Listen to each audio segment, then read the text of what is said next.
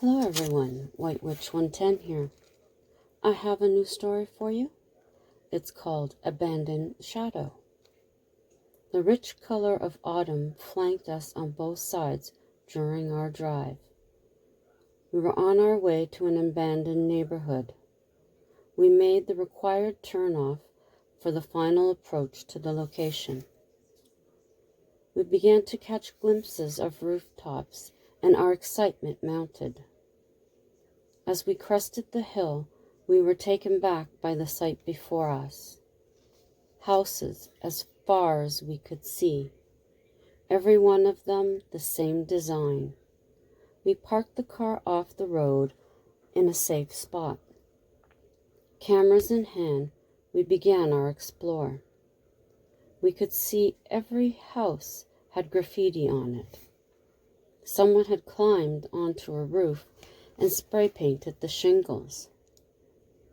We stayed together because we weren't sure who may be walking around. Entering the first house through the garage, we began our adventure. We found a kitchen and living room on the first floor. The second floor, 3 bedrooms and a bathroom. So now we knew the plan for every other house in this neighborhood. Looking out through the back window, mid-sized yards with picket fences faced each other, with a wide path between them. Some of the fences were broken, but it still was an unbelievable sight. I had never seen anything like this before. We knew there were also children's playgrounds. It is at this point I realize none of the lawns are overgrown. Who was responsible for this property? The walls inside the houses also had the usual graffiti. Moving through each building, I realized there were no appliances. The cabinets were a medium-tone wood. The light fixtures still hung in the middle of the rooms. Some were broken, others intact. We continued through the neighborhood. Hydro wires were still attached to each home. We also made note that not one personal item remained in any of the houses so far, not even a Christmas decoration. We came upon a ladder leaning against a garage. Up I went, but 4 steps along, I could feel the unstable roof under my feet. I quickly retreated to the driveway. On we walked till we came upon the first of 4 playgrounds. Unlike the houses, this space was overgrown. Once bright-colored swings and slides were now orange and brown rust. The years of elements had not been kind to these well-used items from the past. As we turned to leave, Betty grabbed my arm and pointed. She thought she had seen someone in the house across the street. Warren made his way over to check it out. We were close behind. There was no one there. At this moment, she recalled the rumors of it being haunted. Most abandoned places are tagged as being haunted, so I didn't take this seriously. I believe she had seen someone. He could be a regular visitor to the location, therefore being able to move quickly. This didn't put us off exploring for too long. Soon we were strolling along just like I was sure these neighbors had. Weeds and grass were thriving in cracks in the asphalt and cement. The lush green color gave color to an otherwise blah atmosphere. Each dwelling still had its number fixed to the brick exterior. It was the only thing that distinguished one from the other. The houses appeared to be endless. It was a peaceful day of sunshine and a cool breeze. We were content exploring at our own pace. As we continued on, The person Betty had seen left our minds. We discussed how it would have been to live here. It must have been a close-knit community.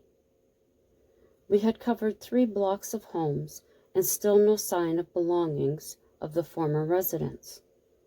We decided to break for lunch. We located another playground with a picnic table. Warren cleared away a place for us to relax and eat. "This is some place," he commented. At this time, Betty reflected on the figure she had seen earlier. "Wonder who it was," she thought out loud. "I think we scared him off," I told her. The sun warmed us up so that the cool breeze was refreshing. We packed up our stuff, including garbage, and started back to explore. "There he is," Betty pointed. We all seen the figure this time.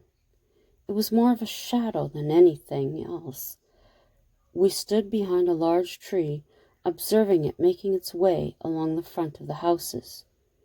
It almost seemed to hug the facades as it progressed. "What is it?" I asked Warren. He squinted his eyes. "I'm not sure," he replied. Betty looked at us both before she responded. "A shadow person." Warren stepped out from behind the tree and moved forward. The figure was so intent on its purpose, it didn't notice him. It was at least 6 houses away from us now. Together cautiously, we approached the figure as it continued on its mission. The noise of vandals behind us caused the figure to stop. It seemed to look past us to the group behind. Slowly, it began moving in our direction. Quickly, it darted into an open door, then disappeared. Warren turned towards the noise while crossing the street. The teens must have taken note of his size and ran. There was only 3 of them, skinny young boys. Inside the house, we split up and searched. There was no sign of anyone. Warren noted that if he had gone out the back, he'd be long gone by now. More and more, Betty was sure it was a shadow figure. I was tending to agree due to the rumors we had heard. A Google search found the soil was contaminated, so the residents were moved. The government had paid for it all. The houses basically will sit here and rot. Nothing can be built on this land. Nature would slowly take it back. In a few years' time, we might not recognize the place. Convinced that someone else was exploring, we were cautious to move forward. Winding our way through the 3rd neighborhood, I caught sight of a figure. I called to Betty and Warren as stealthily as I could. Both turned in the direction I was pointing. We grouped together and moved forward. There was no true dimension to the figure. Try as we might, we couldn't make out any details. It was a black mass moving across the houses. It resembled water in its movements. The noise of the birds in a tree stopped it for only a second. Where was it going? Why was it here? At the playground, it appeared to slip under the weeds. There we stood looking, trying to see where it had gone. Warren took one step in, and I shouted at him, "Don't go in. You don't go in. It could be waiting to grab you." He brought his foot back onto the cement. "Are we just going to stand here?" he asked. I expressed my concerns once more, and he conceded to my points. We must have looked stupid standing, staring at the playground for as long as we did. Betty was the first to speak. "We can't stand here all day, guys. Either we go in or continue." The choice was easy. We shrugged our shoulders and continued. Each of us would take a turn, peering back every few steps just to be sure it wasn't following us. We had all heard the stories of shadow people. They were supposed to be entities that never lived on Earth. They were nothing but bad news, some people said. I myself had never had a negative experience with one, and I would suppose this development being abandoned was the best place for it. But were there others on the property? As long as it kept its distance, I personally was fine sharing space. From one home to the next we continued. The last street we came upon had a large tree laying across it. We hadn't seen the shadow figure since the playground. We had been so enthralled with the neighborhood, the dark clouds above weren't even noticed. Wow, guys, look, Warren pointed. We better get back to the car. We turned around and began tracing our path. I hope it holds off, Betty said, quickening her steps. We had made it halfway when the sky opened up. A torrential downpour began to soak through our clothes. We weren't expecting this. Maybe a sprinkle at least, before this. Lightning cracked across the sky, followed by booming thunder. The three of us ran into the nearest house for cover. I hope it lets up soon. I don't want to be stuck here all night, Warren complained. Don't even joke, Betty reprimanded him. I don't want to be here any longer than I need to. I came away from the open door. It's starting to let up. We can go now. Our feet moved fast on the wet pavement. We had made it another block when the rain came back with a vengeance. Back inside yet another abandoned home, making our way through the garage. I knew we were getting closer to Warren's car, but not close enough to run for it. You girls wait here. I'll go for the car, Warren said. Like hell you are, Betty sternly told him. You're not leaving us alone here. She shook her finger at him. All right, I'll wait, he responded. I knew by his tone that he would soon make a run for it. He felt as uncomfortable as we did. Our contentment had turned into unease. Each of us was thinking of the shadow. This weather was perfect for amping up the atmosphere. More lightning flashed in the darkness. The thunder shook the house. This is ridiculous. I'm going to get the car. He was out the door before Betty could form a word. You knew he was going to do that, Betty. I knew he wasn't going to stay. He'll be back in no time, and we can leave. My words seemed to calm her for the time being. We took a seat on the floor with full view of the driveway. Betty was keeping close tabs on the time. It's been 15 minutes. Where is he? I'm sure he's on his way back. He'll be here soon. Relax. I started to worry, even though I knew he would never leave without us. Try calling him, I suggested. Betty took her phone from her pocket and hit his number. Where are you? She asked in her monotone voice. How could you do that? I told you to wait. Her eyes darted back and forth as she listened. Well, hurry. We're up here scared, sitting alone. She hung up. He lost his keys. They were in his hand and they slipped out, so Mr. Smartass is searching for them. I had no response for her. As the minutes passed, I had begun to feel unsettled. I found myself pacing to the door every few minutes. Betty's phone rang. Where are you? Good, we're waiting. She hung up.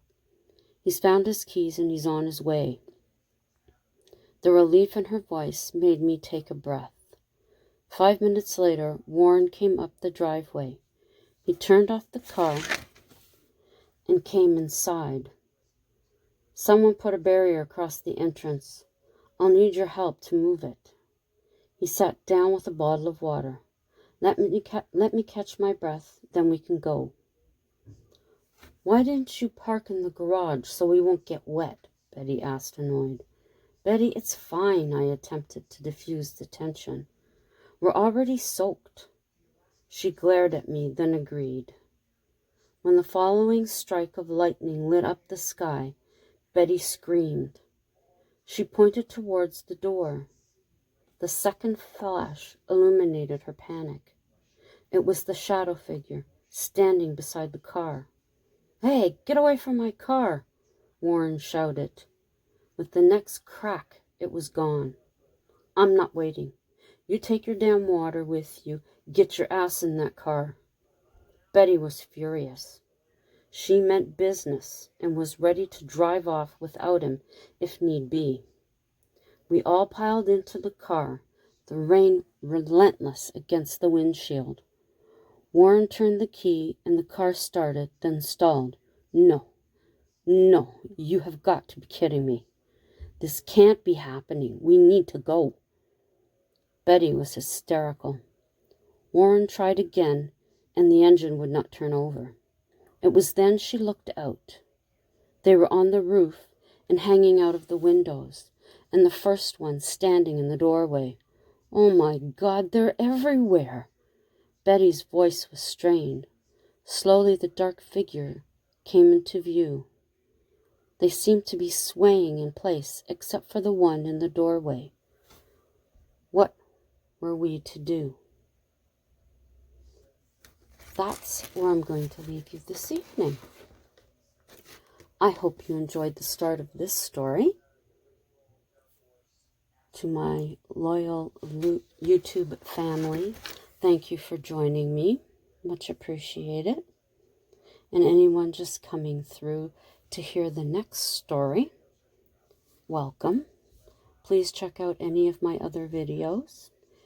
If there's any that interest you, consider giving them a like. You can leave me a comment. I'll get back to you. And share any of them out if you think someone might be interested. While you're here, consider subscribing.